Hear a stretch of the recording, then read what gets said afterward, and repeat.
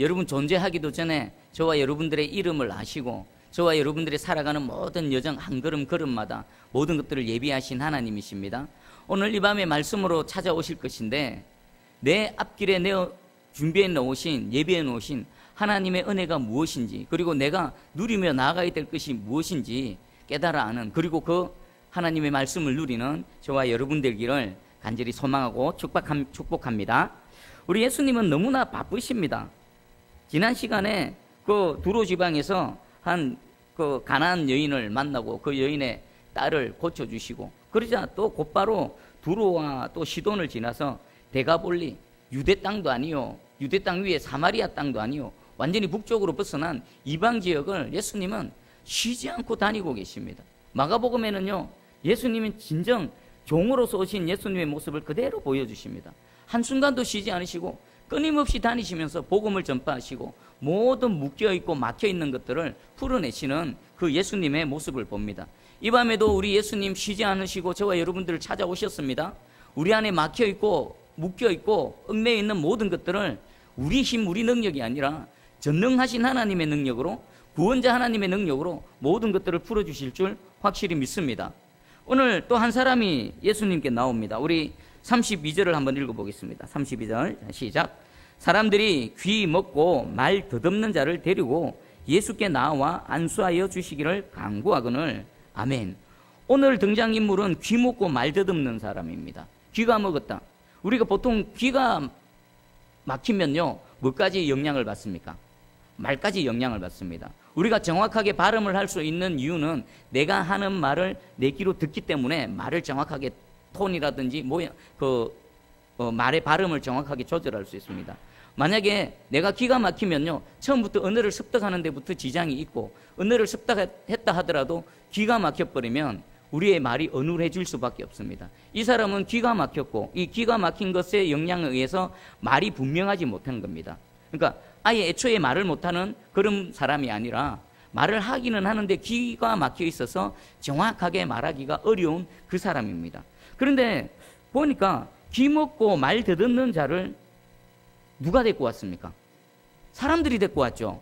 본인이 온 것이 아니라 사람들이 이 귀 먹고 그래서 말을 제대로 하지 못하는 이 사람을 데리고 예수님께로 인도해서 왔습니다. 우리 특별히 마가복음에 보면은 특징이 있습니다. 지난 시간 그 귀신 들린 딸 치유받는 것도 누가 왔습니까? 그 어머니가 왔죠.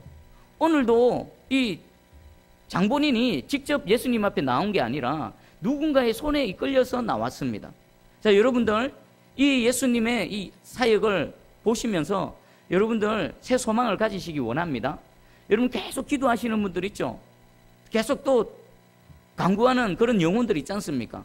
그들은 비록 이 밤에 다른 데 가서 자기 할 일하고 자기 손발 흔들고 다닌다 하더라도 여러분들이 그들의 영혼을 예수님께로 데리고 와서 예수님 앞에 내어놓으면 주께서 그 더러운 귀신 들린 딸이 주님 앞에 나오지 않아도 그 여러분들의 믿음을 보시고 그 어머니의 믿음을 보시고 더러운 귀신이 떠나갔던 것처럼, 그리고 오늘 이 사람들의 손에 이끌려서 귀 먹고 말 듣는 자가 주님의 치유하심의 은혜를 입었던 것처럼 그 장본인이 여러분 때문에 하나님의 은혜를 입을 줄 확실히 믿습니다. 근데 이 사람들은 어떤 사람들일까요? 우리 성경에서는 정확하게 구체적인 설명이 없습니다. 사랑하는 가족일 수도 있고요, 친구일 수도 있고, 분명한 건 뭡니까? 이 사람을 아끼고 사랑하는 겁니다. 이 사람이 귀가 막히고 말을 제대로 하지 못함을 통해 고통당하는 것을 자신의 고통 양 가슴 아파하며 이 사람을 좀 예수님 만나서 치유받기를 간절히 원하는 그 사랑의 마음, 이 마음은요 바로 주님의 마음입니다. 우리를 불쌍히 여기시는, 긍휼히 여기시는 그 주님의 마음이 이들의 마음속에 있었고, 그 마음이 한 불쌍한 영혼을 예수님께로 인도하게 되어진 겁니다. 저와 여러분들의 마음에도 이 주님의 마음, 불쌍히 여기는 마음, 긍휼히 여기는 마음이 가득 차기를 간절히 소망합니다. 자, 예수님께서 이제 그 강구를 들으시고 우리 33절에 좀 특이한 행동을 하시는데 한번 읽어보겠습니다. 자, 시작. 예수께서 그 사람을 따로 데리고 무리를 떠나사 손가락을 그의 양귀에 넣고 침을 뱉어 그의 혀에 손을 대시며. 아멘. 사람들은 안수하기를 원했습니다. 주여, 이 사람 안수하셔서 좀 이 고통을 건져 주시옵소서. 이 질병을 치유해 주시옵소서. 안수는요, 그 당시에도 그렇고 지금도 그렇고 어떤 특별한 능력을 행할 때에, 치유사역을 행할 때에 보편적으로 행하던 방식입니다. 그래서 이 사람들은 주님 손을 얹고 안수하셔서 치유해 주십시오라고 했는데, 예수님은 어떻게 하십니까? 그 사람을 따로 데리고 갑니다.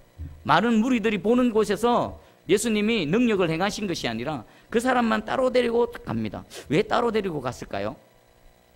사람들은 예수님의 그 능력의 사역을 보고 많은 착각을 합니다. 아니, 예수님의 한 부분만을 막 부각시키고 한 부분만을 붙듭니다. 뭘까요? 정작 예수님은 이 땅에 무엇하러 오신 겁니까? 죽은 영혼을 구원하러 오신 겁니다. 근데 그 죽은 영혼을 구원하시기 위해서 그들이 당하는 여러 가지 고통과 질병과 어려움을 능력으로 해결도 하시고 치유도 하시고 막 여러 가지 일들을 하시는데, 사실상 능력이 나타나는 것도 중요하긴 한데 예수님의 궁극적인 목적은 그게 아니죠. 죽은 영혼이 살아나서 하나님의 자녀가 되고 천국 백성이 되어지는 겁니다. 그런데 많은 무리들은 예수님의 그 메시아 되심에 대해서 집중하지 못하고 눈에 보이는 무엇에 집중합니까? 능력 나타나는 데 집중하는 겁니다. 그저 예수님을 구원자로 보는 것이 아니라 그저 병이나 고치고 귀신이나 쫓아내고 우리의 삶의 문제나 해결하는 그런 이 땅의 어떤 일을 위해서 오신 예수님으로 착각한다라는 것입니다. 그래서 그들이 그런 착각을 하지 않게 하기 위해서, 그들이 예수님을 오해하는 그것을 아예 차단하기 위해서 예수님이 이 사람을 조용히 데리고 온 겁니다. 그리고 예수님이 하신 게 좀 이상합니다. 손가락을 양귀에 넣고, 뭐죠? 양귀에 넣고 침을 탁 뱉어가지고 그 혀에다가 손을 대십니다. 왜 이렇게 하셨을까요? 보통은 예수님 치유하실 때 뭘로 하셨습니까? 말씀으로 하셨죠. 떠나가라, 치유함 받으라, 나음을 입을지어다, 네 믿음대로 될지어다. 보통은 말씀대로 하셨습니다. 그런데 예수님은 아무 말씀하지 않으시고 행동을 하십니다. 양귀에 손을 탁 넣습니다. 그리고 이 맺혀 있는 혀에다가 침을 뱉어서 손을 대시고 이렇게 막 손으로 이렇게 만지십니다. 왜 그렇게 하셨을까요? 그리고 그보다도 지금 이 귀가 막히고 말 더듬는 사람의 그 귀에 손을 넣은 이 손가락은 누구의 손가락입니까? 하나님의 손가락이지요. 바로 망가져서 자신 앞에 나와 있는 그 자신이 만든 창조주신 겁니다. 창조주 하나님이 자신이 만든 그 작품이 죄로 인해서 오염되고 타락하고 망가져서 지금 자신 앞에 나와 있는 그 모습을 보고 그 창조주가 피조물을 만지고 있는 겁니다. 마치 최고의 그 작가가 자신의 작품을 새롭게 만들어가는 그런 모습일 겁니다. 그리고 또 이렇게 혀에다가 손을 대고 계십니다. 왜 말씀을 하지 않으셨을까요? 이 사람은 귀가 먹어 있죠. 귀가 막혀. 말을 하면 들을 수 있습니까? 없습니까? 못 듣는 겁니다. 그래서 우리 예수님께서는 이 사람이 처해져 있는 상황과 환경에 맞게끔 그 사람이 귀로는 못 듣지만 예수님의 이 창조주 하나님의 따뜻한 손가락이 귀에 들어갈 때에 이 온 몸으로 느낄 수 있는 따뜻한 사랑을 예수님은 전해주시기를 원했던 겁니다. 그리고 또 하나가 있습니다. 단순히 그냥 이 사람이 이 고통으로부터 그냥 건진받는 데서 끝나는 것이 아니라 그가 직접 지금 주님께서 내게 능력을 행하셨다, 나의 하나님께서 나를 고쳐주셨다라는 이 피부의 감촉을 통해서 이 본인이 진정한 믿음을 소유하기를 원하셨던 것입니다. 그러니까 손을 직접 대시고 하신 것은 그 말을 듣지 못하는 이 사람에 대한 예수님의 배려일 뿐만 아니라 이가 감각을 통해서 말로는 못 듣지만 귀로는 못 듣지만 육체의 감각을 통해 믿음이 생기기를 원하셨던 주님의 마음이 이곳에 담겨져 있는 겁니다. 여러분, 이 밤에 우린 동일하게 하나님 앞에 나와 있지만 여러분 상황과 형편과 처지에 맞게끔 각자 알맞게 찾아가시는 하나님의 은혜가 이 밤에 있을 줄 믿습니다. 누군가에는 이 모양으로, 누군가에는 저 모양으로 여러분들에게 가장 알맞는 모습으로 다가가셔서 가장 알맞는 은혜를 베푸시기를 주님의 이름으로 축복합니다. 자, 그 다음에 예수님께서 34절에 하늘을 보며 탄식하시는데 우리 34절 한번 읽어봅니다. 자, 시작. 하늘을 우러러 탄식하시며 그에게 이르시되 에바다 하시니 이는 열리라는 뜻이라. 아멘. 예수님이 동작을 하시고는 이제 그 다음 동작은 하늘을 우러러보시면서 탄식을 하십니다. 탄식하다. 이게 어떤 의미냐면요, 매우 답답하다. 매우 답답한 상태. 뭔가 꽉 막혀 있어서 숨 쉴 수 없을 정도로 답답한 그런 상태입니다. 그러니까 예수님이 지금 하늘을 보시면서 탄식하셨는데 마음의 상태가 어떻다고요? 내가 만든 피조물, 내가 그토록 사랑해서 최고의 걸작품으로 만든 이 피조물 사람이 죄로 인해서 타락하고 오염되고 망가져서 이렇게 고통당하는 모습을 볼 때 예수님의 마음이 어떻다라고요? 답답하다는 겁니다. 답답한. 여러분들이 답답하고 이 지금 기가 막히고 말 못해서 답답한 이 사람도 답답하지만 그를 바라보는 창조주 하나님, 우리 예수님의 마음도 역시나 답답했다라는 겁니다. 이 밤에 저와 여러분들을 우리 예수님 부르셨습니다. 어떨까요?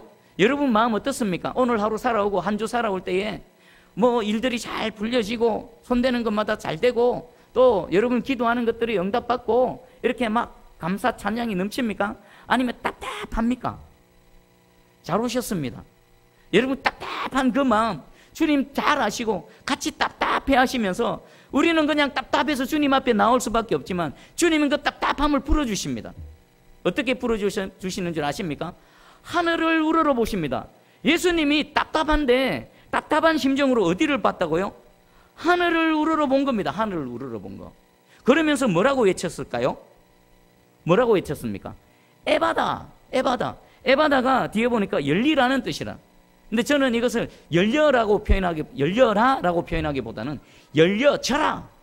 예수님이 귀에 손을 딱 넣고 그리고 혀를 딱 만지시면서 에바다 했는데 열려라 조용한 것이 아니라 답답한 마음으로 그 답답함이 뻥 뚫리도록 열려져라 라고 하늘을 보며 예수님께서 단 한마디로 강하게 외쳤을 것이라고 생각합니다. 이 밤에 여러분들의 답답한 그 부분에 주님께서 직접 손을 대시고 에바다 열려져라 외치는 그 주의 음성이 들려지는 이 밤이 되기를 축복합니다. 그런데 하나님이 하늘을 우러러 보셨죠. 왜 하늘을 우러러 보셨을까요? 예수님은요 이때뿐만 아니라 하늘을 자주 우러러 보십니다. 제가 예를 들겠습니다. 오병이의 사건입니다. 마가복음 6장 41절에 예수께서 떡 5개와 물고기 2마리를 가지사 하늘을 우러러 축사하시고, 지금 수천 명을 먹어야 되는데 요만한 거 보리떡 5개 물고기 2마리 가지고 해결을 해야 되는데 그것까지 하기 전에 예수님 어디를 쳐다봤다고요? 하늘을 우러러 쳐다본 겁니다. 하늘을 우러러. 왜 하늘을 쳐다봤을까요? 문제 해결의 능력이, 그 창조의 능력이 어디로부터 내려오는 겁니까? 위로부터 내려오는 겁니다. 그러면 그 우러러 본 하늘에는 누가 계십니까? 보좌에 계신 여호와 하나님이 계시다라는 것입니다. 예수님이 그 하늘을 우러볼 때는요, 그 하늘에 계신 여호와 하나님을 바라본 것이며 그 하나님의 도움을 간구한 것이며 그 하늘로부터 능력이 임해서 오병이어의 기적이 일어난 겁니다. 그뿐만이 아닙니다. 죽은 나사로를 살리실 때도 마찬가지입니다. 요한복음 11장 41절에 돌을 옮겨 놓으니 예수께서 눈을 들어 우러러 보시고 이르시되 아버지여 내 말을 들으신 것을 감사하나이다. 나사로가 죽었습니다. 사흘도 아니고 나흘이나 지났습니다. 썩어서 부패해서 냄새가 풀풀 나기 시작합니다. 그런데 예수님 나가서 돌을 옮겨라, 돌을 옮겨 놓으라. 그리고는 예수님 하늘을 우러러 보십니다. 그리고 뭐라고 말씀하십니까? 아버지여 내 말을 들어주신 감사하나이다. 죽어있는 나사로가 살아날 줄 믿고 미리 감사해버리는 겁니다. 이때도 어디를 봤다고요? 하늘을 우러러 본 겁니다. 오늘 이 밤에 여러분들 하늘을 보시기 바랍니다. 누구를 봅니까? 사방에 누구 쳐다보면 소망이 있습니까? 옆에 사람 보면 소망이 있습니까? 내 환경 보면 소망이 있습니까? 없습니다. 없어요. 사람 바라보면요, 사람 의지하면 오히려 그게 내 올무가 되고 짐이 되고 옆구리에 가시가 되어집니다. 여러분 하나님이 아닌 다른 것들을 의지해 보십시오. 여러분들 오히려 도움이 될 것까지 무거운 짐이 되어져 버립니다. 위로 하늘을 보시기를 주님의 이름으로 축복합니다. 주님이 우리를 보시고 계십니다. 그런데 중요한 게 있습니다. 예수님이 하늘을 우러러 보셨는데 예수님이 보신 그 하늘은 어쩌면 저와 여러분들이 보는 하늘과 다를 수가 있습니다. 어떻게 다를까요? 예수님이 보신 그 하늘은요, 하늘 문이 활짝 열려있는 그 하늘의 문이 열려있는 하늘인 것입니다. 여러분들의 하늘 문은 열려 있습니까? 닫혀 있습니까? 한번 생각해 보십시오. 나의 하늘 문은 열려 있는가? 하늘을 우러러 보는데 막혀 있어. 먹구름이 팍 껴 있어. 태양은 항상 떠오르죠. 태양은 매일같이 떠오릅니다. 그런데 그 중간에 먹구름이 끼어 있으면 태양이 비춰집니까? 안 비춰집니까? 안 비춰집니다. 먹구름이 가로막고 있다고 해서 태양이 없는 겁니까? 다만 구름이 가로막고 있는 것 뿐입니다. 혹시 하늘을 바라보고 있는데 그 하늘에 계신 하나님과 여러분 사이에 뭔가가 가로막고 있지는 않습니까? 오늘 일밤에 모든 가로막혀 있는 장애물들이 제거되어져서 여러분들의 하늘문이 열려지기를 주님의 이름으로 축복합니다. 이 하늘문이 열리는 게 왜 중요한가? 예수님이 처음 하늘문 열리는 그 순간이 있었습니다. 자, 제가 소개해 드릴게요. 마가복음 1장 9절에서 11절입니다. 그때 예수께서 갈릴리 나사렛으로부터 와서 요단강에서 요한에게 세례를 받으시고 곧 물에서 올라오실새 하늘이 갈라짐과 성령이 비둘기같이 자기에게 내려오심을 보시더니 하늘로부터 소리가 나기를 너는 내 사랑하는 아들이라 내가 너를 기뻐하노라 하시니라. 아멘. 예수님은 하나님이신 그분이 육신을 입고 이 땅에 태어나셔서 살아내셨습니다. 30년이 넘는 세월을 지내셨습니다. 그런데 하늘문이 첫 열리는 그 순간이 언제였다고요? 요단강에서 세례 요한으로부터 세례를 받을 때에 물에 잠겼다가 세례를 받고 올라오실 때 그때 예수님의 어디가 열렸다고요? 하늘의 문이 열린 겁니다. 그때 예수님의 하늘 문이 열렸고 그리고 하늘의 문이 열리고 난 이후부터 예수님의 본격적인 공생의 사역이 시작되어졌다라는 것입니다. 그럼 첫 번째 우리가 명심해야 될 것은 나의 하늘 문이 열려야 된다는 겁니다. 여러분들의 개인의 하늘 문이 열려야 되고 여러분들의 가정의 하늘 문이 열려야 되고 우리 새순교의 하늘문이 열려야 되고 우리 여러분들이 직장이나 기업터의 하늘문이 열려야 되고 우리 대한민국 나라와 민족의 하늘문이 열려져야만 된다는 겁니다. 하나님은 항상 그곳에 계신데 하나님은 언제나 동일하신 하나님으로 계신데 우리의 하늘문이 열려지지 않으면 아무리 하늘을 쳐다본다 여러분들 아무런 일도 안 일어나는 겁니다. 예수님이 요단강에서 세례를 받으실 때에 하늘문이 열리셨습니다. 그리고 그 순간부터 공생의 사역을 시작하셨고 가는 곳곳마다 성령의 능력, 하늘의 능력이 나타났습니다. 예수님의 하늘문은 항상 열려 있었던 것입니다. 그러니까 하늘문이 열려져 있어야 될 뿐만 아니라 우리가 무엇을 하든지 간에 제일 먼저 되어져야 될 게 뭡니까? 하늘문을 열어놓고 시작해야 되는 겁니다. 여러분은 무엇을 하든지 하늘문을 열어놓고 시작해야 그곳에 하나님의 은혜, 능력, 하늘의 빛이 비춰지는 것입니다. 오늘 이 밤에 이것 붙들고 기도할 겁니다. 자, 우리 하늘문이 열리는데 우리 한번 외쳐보십시다. 오늘 가슴에 손을 딱 얹고 자, 따라해보세요. 따라할 때 하나님의 능력이 임합니다. 자, 주여 하늘의 문을 열어주소서. 우리 붙였어요. 외쳐봅니다. 주여 하늘의 문을 열어주소서. 할렐루야. 아멘. 하늘의 문이 열려져야 되고 우리가 무엇을 하든지 하늘의 문을 열고 시작해야 된다는 겁니다. 이 시점, 이 순간부터 여러분들의 개인의 하늘문이 활짝 열려지기를, 우리 새순교의 하늘문이 활짝 열려지기를, 여러분들의 가정과 여러분 사업도 기업도 여러분 자녀들의 그 모든 길 위에 하늘의 문이 활짝 열려지기를 주님의 이름으로 축복합니다. 아멘. 자, 열려져야 될 문을 여러 가지를 한번 제가 좀 성경을 통해서 말씀을 통해 좀 찾아봤습니다. 첫 번째는 하늘의 문을 열고 닫고의 절대 주권은 누구에게 있을까요? 하나님께 있습니다. 우리가 아무리 여기서 하늘의 문 열어주세요 해봤자 하나님이 안 열어주시면 못 여는 겁니다. 우리 이사야 22장 22절입니다. 내가 또 다윗의 집의 열쇠를 그의 어깨에 두리니 그가 열면 닫을 자가 없겠고 닫으면 열 자가 없으리라. 아멘. 하나님이 열어버리시면요 세상 그 무엇도 닫을 수가 없는 겁니다.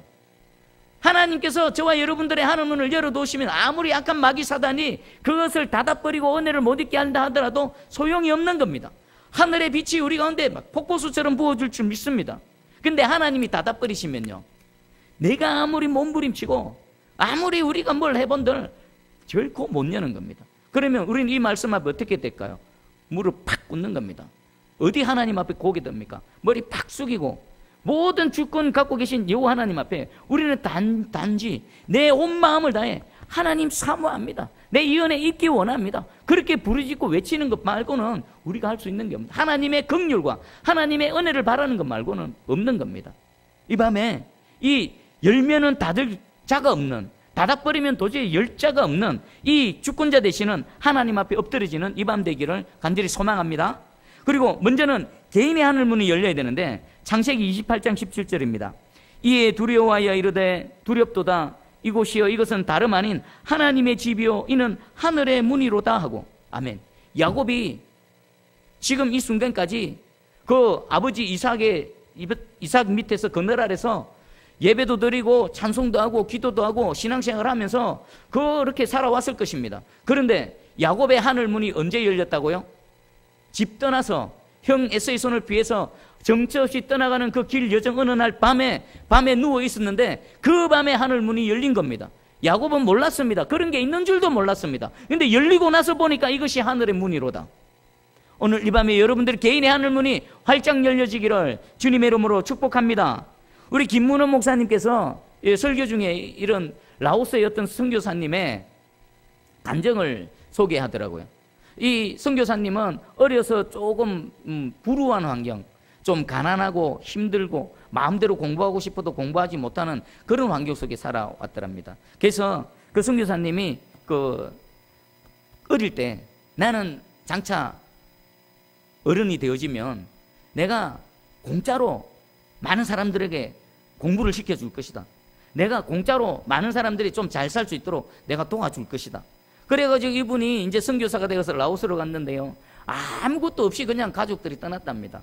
그냥 후원 교회 이런 것도 없이요. 그냥 돈 70몇만 원인가 들고 가족이 그냥 건너갔답니다. 거기서 막 없으니까 그쪽 주민들하고 또 부대끼면서 그들의 도움도 받고 이렇게 오히려 없는 게 거기 빨리 뿌리를 내는데 도움이 됐답니다. 근데 하나님께서 은혜를 주셔서 그곳에 학교를 막 세웁니다. 그래서 아이들 무조건 공짜로 공부시키는 겁니다.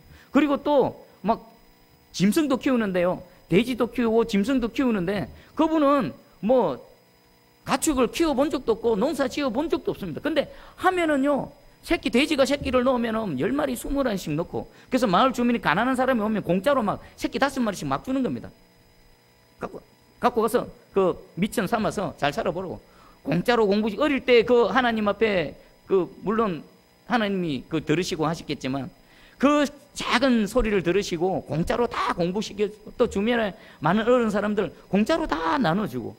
그래서 김문호 목사님, 어떻게 이런 일들을 한 번도 해보지도 않았는데 어떻게 이런 일들을 할 수 있느냐라고 했더니 그분이 하시는 말씀이, 내가 한 게 아니고요, 시마다 때마다 하나님께서 열어주셨습니다.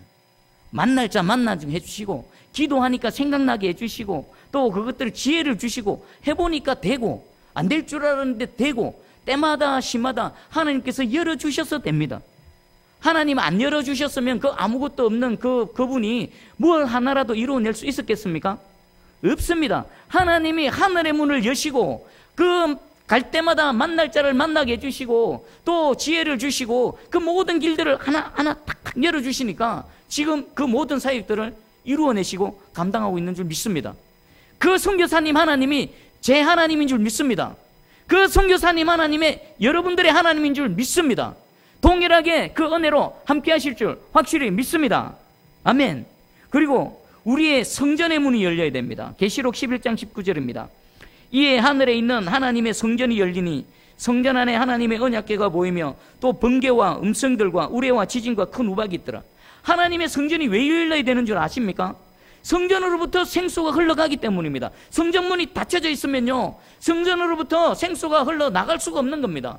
그 문지방을 통해 성전을 통해서 생수가 흘러가면요, 닿는 곳마다 어떻게 될까요? 모든 죽은 것들이 살아나는 겁니다. 모든 절망이 새 소망으로 일어나는 겁니다. 그 죽은 바다가 다시 살아나서 그 큰 바다 가운데 수많은 생물들이 살아나서 풍성한 그 생명으로 다시 일어나는 겁니다. 그 물이 닿는 곳마다, 약초마다, 나무마다 열매가 맺혀지고 모든 풀마다 약초가 되어져서 쓸만한 귀한 그런 것들로 새롭게 변화되어진다는 겁니다. 여러분, 이 성전, 우리 눈에 보이지 않는 성전이 아니라 지금 우리 새순교회 성전이 있습니다. 어딜까요? 제일 중심은 이 강단입니다. 말씀 선포되어지는 강단에서부터 능력의 말씀이 뚫고 나가서 여러분 심령, 여러분 가정까지, 여러분 살아가는 모든 삶의 환경까지 이 생수가 닿아야 됩니다. 그래야 살아나는 겁니다. 그러면은 소망이 있습니다. 그리고 또 있습니다. 닫혀있는 여러분들의 모든 옥문이 열려져야 됩니다. 사도행전 16장 26절입니다.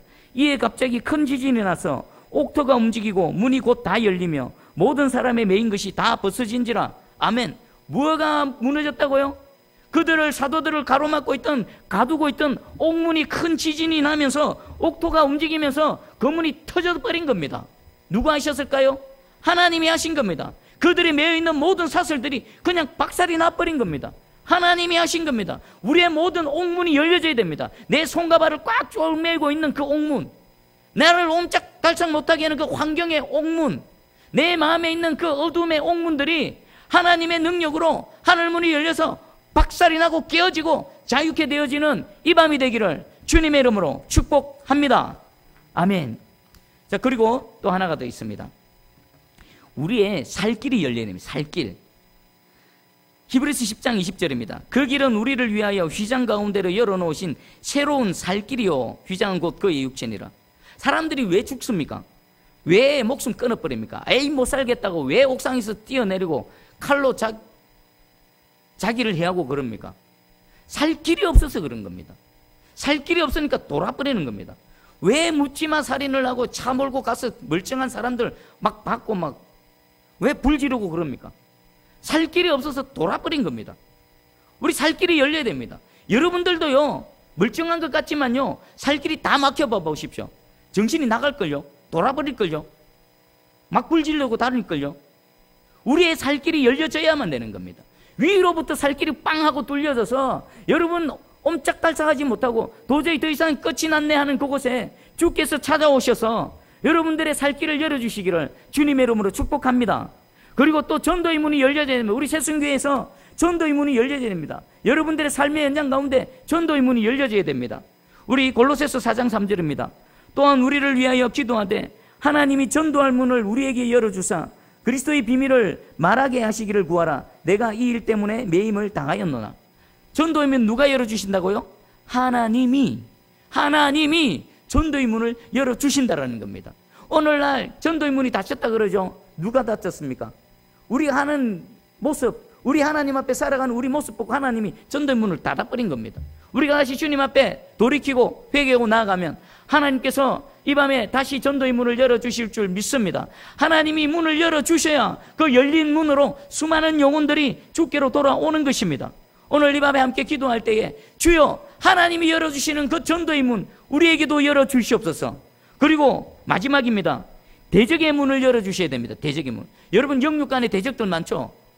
여러분들 삶에 일어나는 대적들이 있을 것입니다. 괜히 나를 괴롭히고 또 예수 믿는다라고 나를 핍박하고 또 영적인 그런 대적들이 얼마나 많습니까? 그 대적들 여호수아 8장 17절입니다. 아이와 베델에 이스라엘을 따라가지 아니한 자가 하나도 없으며 성문을 열어놓고 이스라엘을 죽이게 하였더라. 아이성을 함락할 때의 사건입니다. 그 함락해야 될 아이성의 성문을 여호와 하나님께서 활짝 열어놓으셨습니다. 그 열린 문으로 이스라엘 백성들은 무연립성에서 그 성을 차지했습니다. 대적의 문이 열려져야 됩니다. 그래야 우리가 완전한 승리를 거둘 수 있습니다.